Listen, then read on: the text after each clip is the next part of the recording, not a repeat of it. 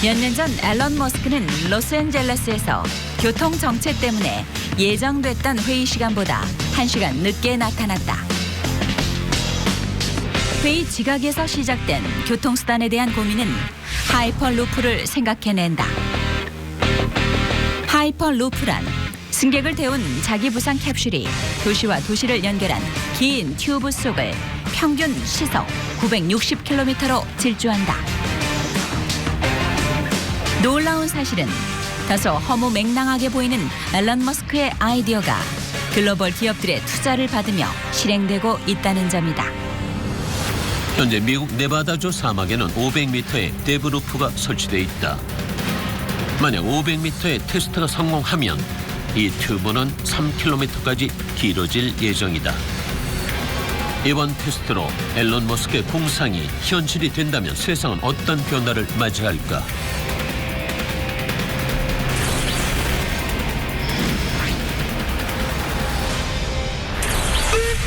기적 소리를 내며 뭉게구름처럼 피어오르는 전기 휩싸인 기차.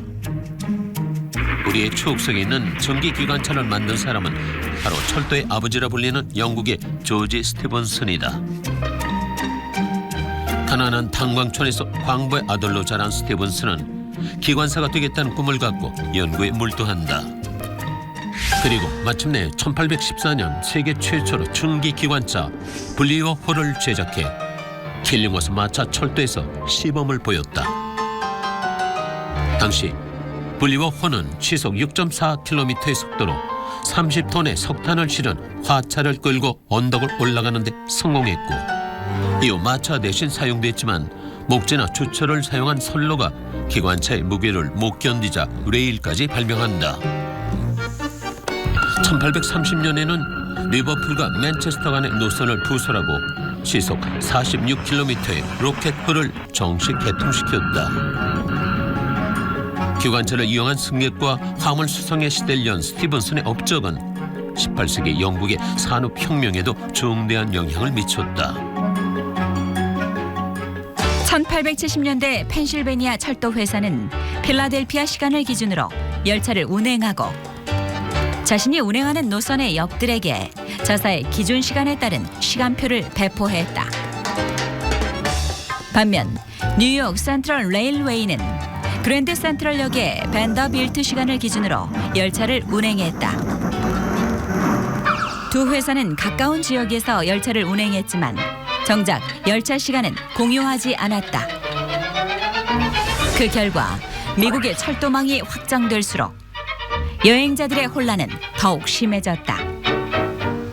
상황이 심각해지자 시간을 하나로 통일하자는 요구가 생겨났고 세계 표준시의 필요성이 제기됐다.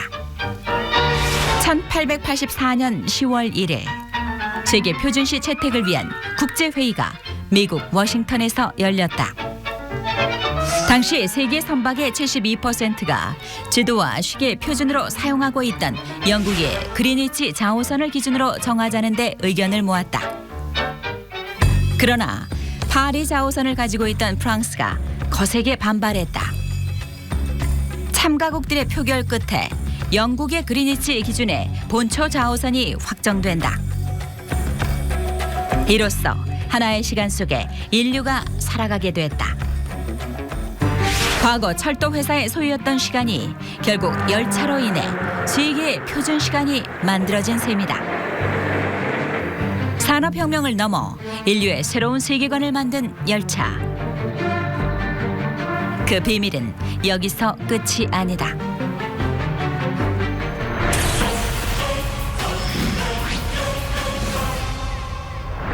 비행기를 제외하면 가장 빠른 교통수단인 열차. 우리 일상과 매우 밀접한 이동수단이기도 한 열차 속엔 의외로 흥미로운 이야기들이 많이 숨어 있다. 1.435m. 열차에서 이 숫자가 의미하는 것은 무엇일까? 바로 유럽 철도의 레일 간 표준 거리다. 재미있는 사실은 레일 간 표준 거리가 말의 엉덩이의 너비로 정해졌다는 점이다. 영국을 포함한 유럽 전역의 장거리 도로들은 대부분 로마인이 자국 군대 이동을 위해 닦아놓은 것으로 당시 로마 전차의 너비가 1.435m였다. 이 숫자는 전차를 끄는 2마리 말의 엉덩이 너비로 오늘날 철도 레일에 포기됐다. 나아가 미국의 우주선 연료 탱크 양 옆에 있는 로켓 추진체 너비 역시 1.435m다. 두 개의 로켓 추진체 운송 수단은 기차로 운반 도중 터널을 지나기도 하는데 보통 터널의 폭은 철도 레일보다 약간 넓다. 따라서 로켓 추진체 너비는 철도의 폭에 맞춰 결정해야 했다. 결국 2000년 전 2마리 말의 엉덩이 너비가 오늘날 철도 레일 간의 표준 거리가 됐고 우주선 로켓 추진체 너비까지 결정했다.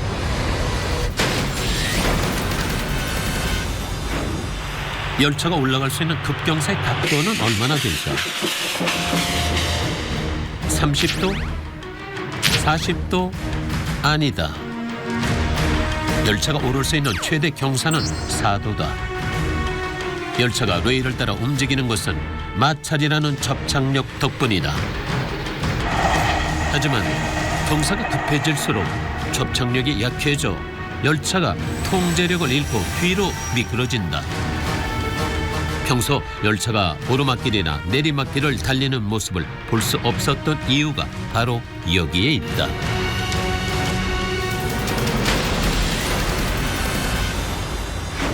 열차의 바퀴는 자동차의 바퀴와 달리 금속으로 되어 있고 금속 레일을 달리므로 마찰력이 작고 에너지 효율이 뛰어나다. 그렇다면 강철 바퀴가 어떻게 레일을 벗어나지 않고 곡선 구간을 돌 수 있는 것일까?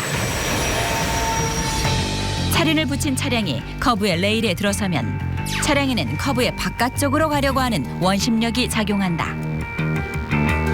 하지만 원심력이 너무 커지면 차륜의 플랜지는 레일을 넘어 탈선한다. 때문에 커브 선로에는 바깥쪽을 조금 더 높게 경사를 주는데 이를 캔트라고 한다. 캔트에 의해 원심력을 없애는 방향으로 힘이 가해져 탈선이 어렵게 되는 원리다.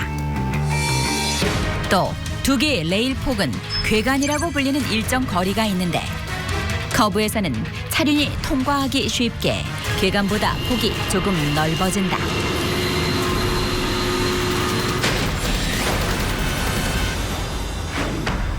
고속 열차의 동력 시스템은 동력 장치를 열차 앞뒤 칸에 장착하는 동력 집중식과 각 객차 하부에 분산 배치하는 동력 분산식으로 나뉜다. 동력 집중식과 동력 분산식 중 어떤 방식을 채택할지는 열차가 운행될 노선의 선로 환경과 여객 수송 요구에 따라 결정된다. 일본의 경우 태평양 연안에 위치한 화산국으로 지반이 약하기 때문에 열차의 무게를 여러 차량에 나누어 분산시켜야 하므로 동력 분산식으로 운영하고 있다. 반면 프랑스와 독일 등 유럽 지역에선 평야 지역과 산악 지역을 장거리로 운행해야 할 경우가 많아 동력 집중식을 선택하고 있다. 이 외에도 열차에만 숨어있는 비밀이 있다. 자동차, 버스, 비행기 등 일정 속력 이상의 운송 수단에는 반드시 의무적으로 설치되어 있지만 열차에는 없는 이것. 과연 이것은 무엇일까? 바로 안전벨트다. 그렇다면 열차에는 왜 안전벨트가 없을까? 일반적으로 열차는 1000톤이 넘는 무게로 총들에 의한 사고가 발생할 경우 보통 상대 측이 더 큰 피해를 입게 된다. 실제 영국의 철도안전표준위원회가 실시한 기차 내 안전벨트의 안전성에 관한 조사에서 안전벨트를 착용한 상태에서 사고가 발생하면 승객들의 구조나 대피가 어려울 수 있어 사망자가 약 6배 이상 늘어날 것이라고 예측했다. 첨단을 달리는 21세기 인류의 편리한 운송수단으로 많은 사랑을 받고 있는 열차는 현대 기술의 집약체인 만큼 더욱더 업그레이드되고 있다. 그중에서도 빠질 수 없는 주인공이 있다. 바로 땅 위를 나는 비행기라 불리는 고속 열차다.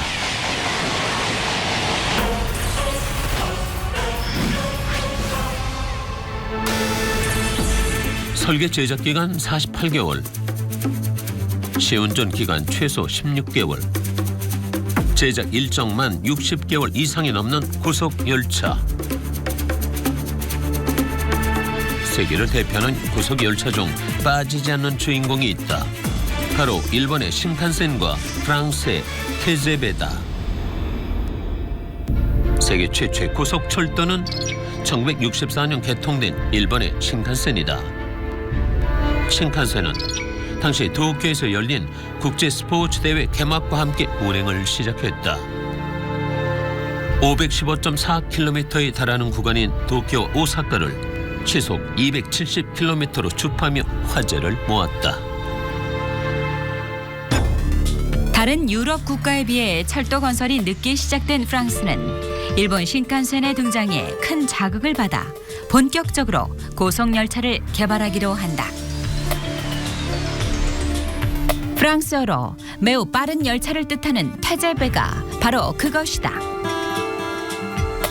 1981년 파리와 리옹을 연결하는 410km의 고속 신선을 개통하면서 마침내 고속철도 테제베 시대가 열렸다.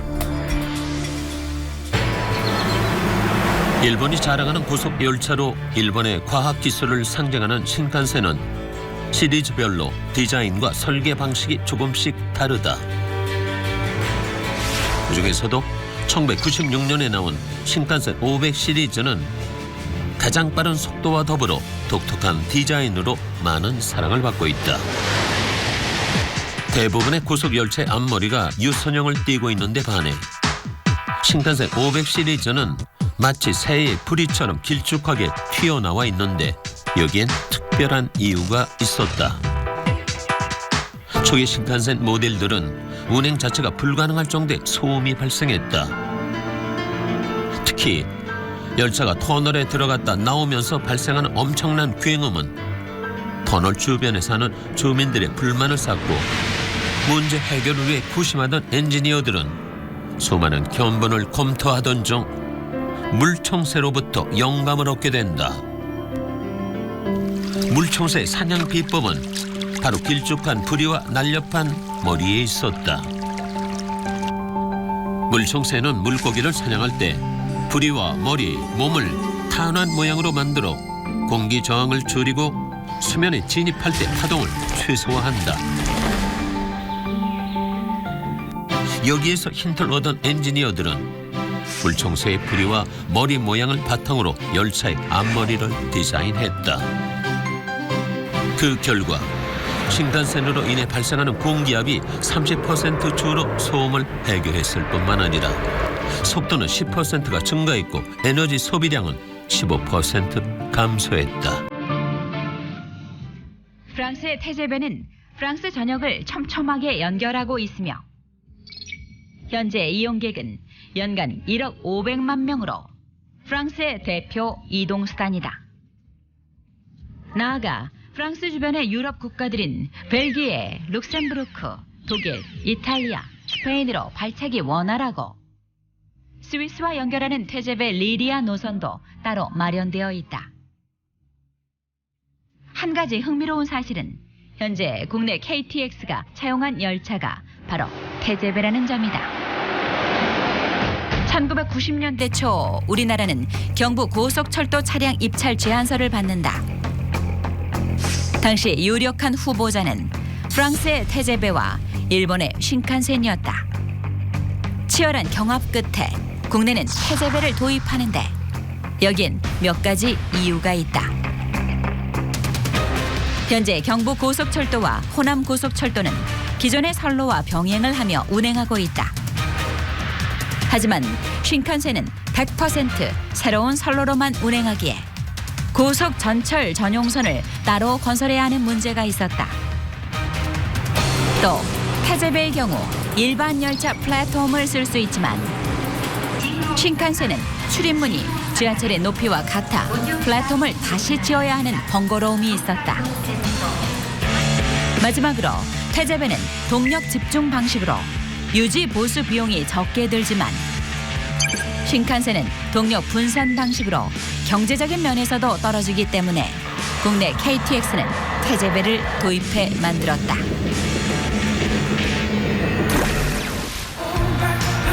한편 신칸센과 태제배와 같은 고속 열차들이 시속 300km의 초고속으로 달릴 수 있는 것은 다름 아닌 모터블록 덕분이다. 동력을 견인 전동기로 공급하는 모터블록이 내는 힘은 무려 13,560kW로 18,200마력과 비슷하다. 또 300km의 속도에도 고속 열차가 흔들림 없이 움직일 수 있는 것은 특수 용접으로 만든 장대 레일 덕분이다. 어떤 이음새도 사용하지 않는 장대 레일을 만들기 위해선 25m 장척 레일을 최신 설비로 용접해 300m로 만들고 그것을 다시 현장에서 계속 연결한다. 연결하는 과정은 레일 원형 본체에 가깝게 정밀하게 진행된다. 고속 열차만을 위한 특별한 장치도 있다. 고속 열차는 선로 양쪽에 설치된 차쪽 온도 검지 장치로 양쪽 바퀴 온도를 각각 재서 마모를 판단하는데 둘 사이의 온도차가 너무 크면 바퀴를 제어하는 베어링 한쪽이 과열로 마모되고 있음을 의미한다. 또 선로의 중앙에 60km마다 끌림 물체 검지 장치가 설치되어 있다. 차체에서 떨어져 나온 부속품이 없는지 즉각 판단하는 시스템이다. 이처럼 고속철도의 기술은 운송과 안전을 뛰어넘어 최첨단 신기술로 이어지고 있다. 기계, 전기, 전자 등 첨단 기술이 결합한 고속열차의 발전이 과연 인류의 삶을 어떻게 바꿔놓을지 기대를 모으고 있다.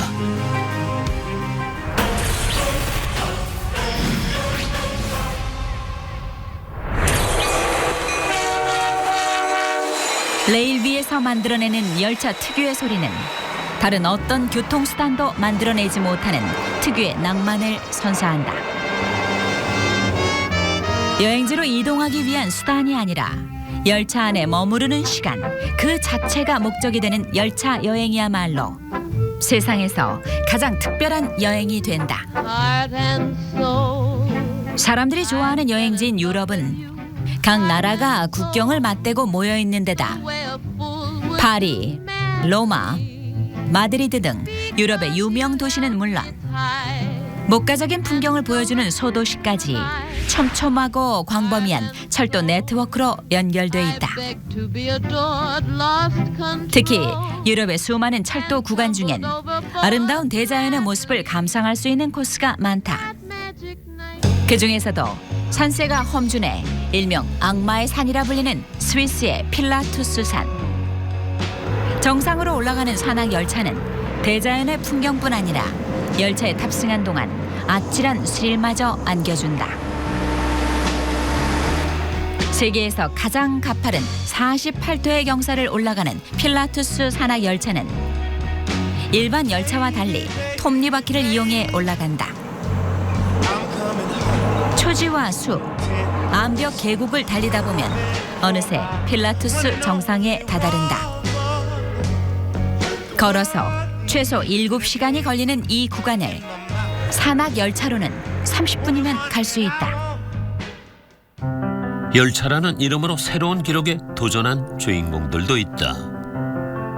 2001년 6월 호주에서는 무게 99,734톤, 길이 7.353km에 이르는 열차가 세계에서 가장 긴 기차로 기네스북에 이름을 올렸다.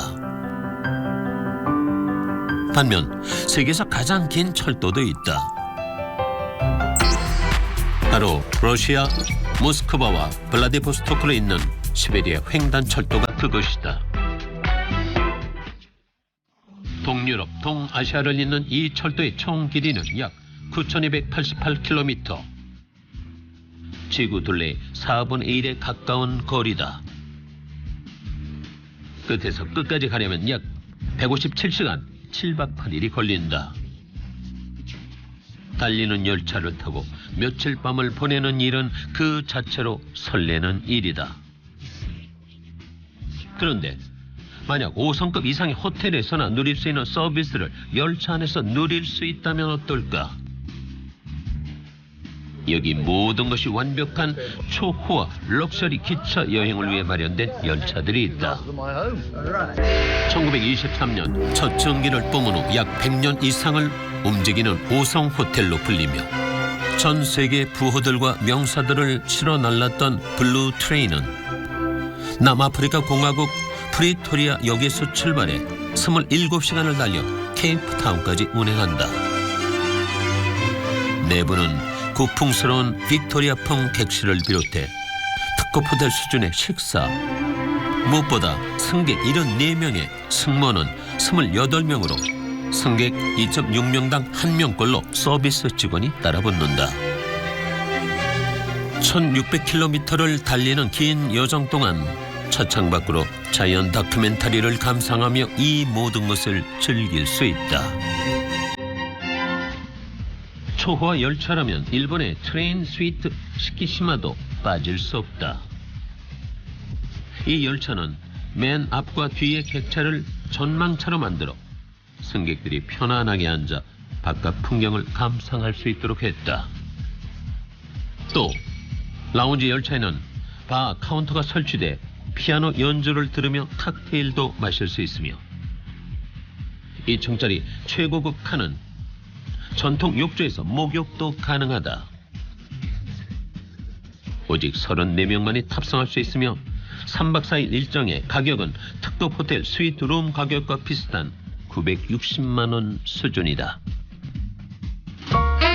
열차 밖으로 펼쳐지는 풍경을 바라보며 사색에 잠기기도 하고 그곳에서 뜻하지 않은 인연을 만나기도 한다. 어쩌면 인생에서 가장 멋진 여행이란 열차만이 줄 수 있는 특별한 경험이 아닐까.